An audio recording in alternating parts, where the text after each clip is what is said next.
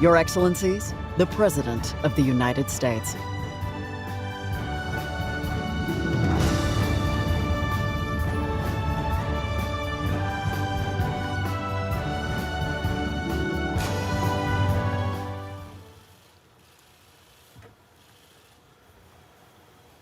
Is this on?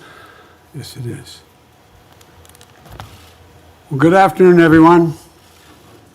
I was waiting out there for the tide to subside. Welcome to our first APEC Leader Session. I really appreciate the fact that you're all here, and thank you, and I hope the city's been good to you. And earlier this morning, I spoke at the CEO Summit, and I said that our world stands at an inflection point.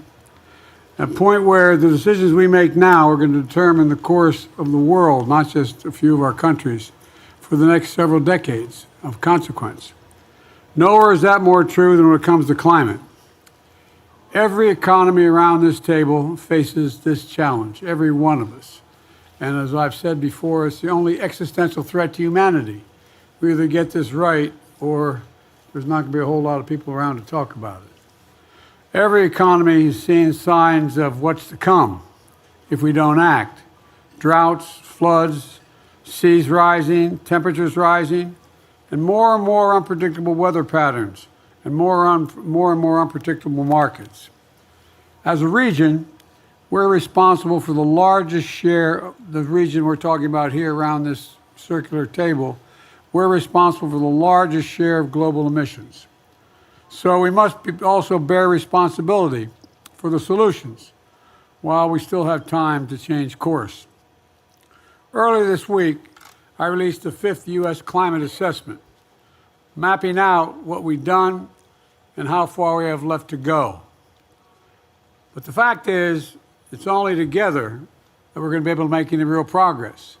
Any one of us who get to zero emissions is not going to change the world. We have to do it together.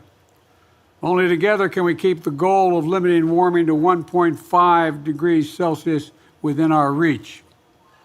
Here at home, I'm proud to say the United States is doing our part.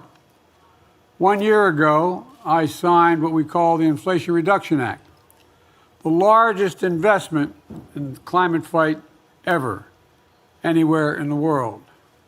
2 years ago, I signed the Bipartisan Infrastructure Law, the biggest investment in infrastructure in American history, including what we call our clean power sector. And over the last 3 years, we've helped mobilize more than $500 billion in private sector investment, including to scale up technologies like offshore wind, advanced nuclear, clean hydrogen, direct air capture, and more.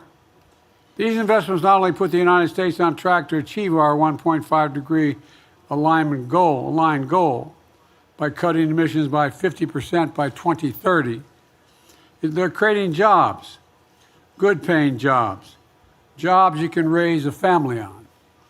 And they're helping lower the cost of clean energy and climate technologies for nations around the world by as much as 25% in some areas.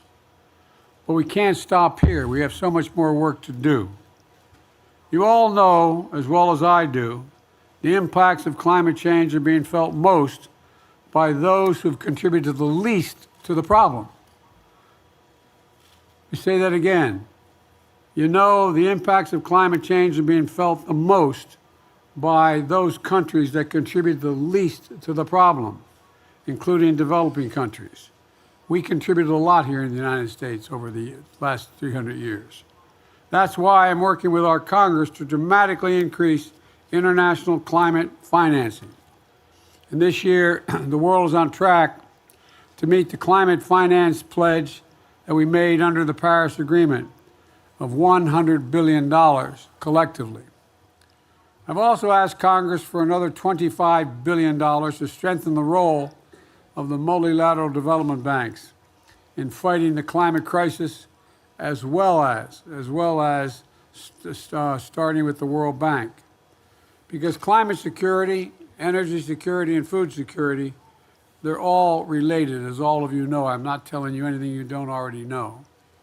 On top of this, we We focused on ending deforestation. Forests are key to our future.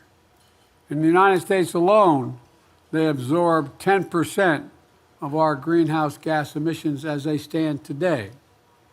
We're also working with partners around the table to mobilize $1 billion to conserve the Amazon and other critical ecosystems in Latin America.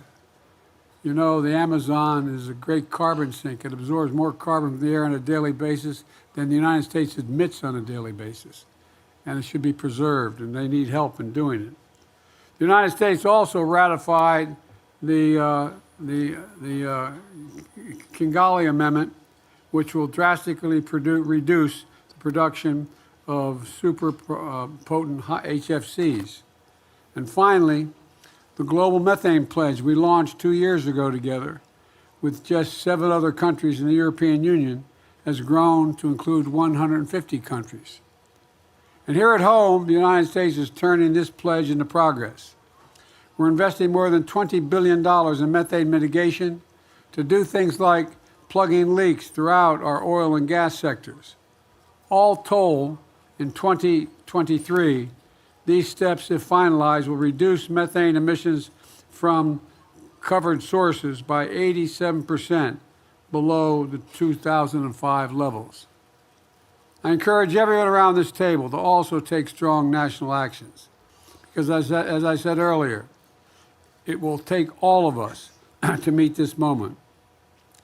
With the right commitments from every economy here, we can limit warming. We can build new energy futures and leave no one behind. And we can turn this moment into from great peril into a moment of great possibility. And the moment where we stood together to protect our people and preserve our planet for future generations, that's the moment we're at right now. That's the chance we have. That's what this session is all about. I'm looking forward to hearing directly from each of you about your climate needs and priorities, what help you may need as well. And I'm looking forward to finding new ways to maximize our impact. And now I'd ask the press to depart, which will only take about 2 minutes, I'm sure. Now, I'll ask the press to depart, and I'm going to turn it over to Secretary Kerry, my special envoy on climate, so we can get that conversation going. And thank you. At this time, we please ask the press to quietly depart.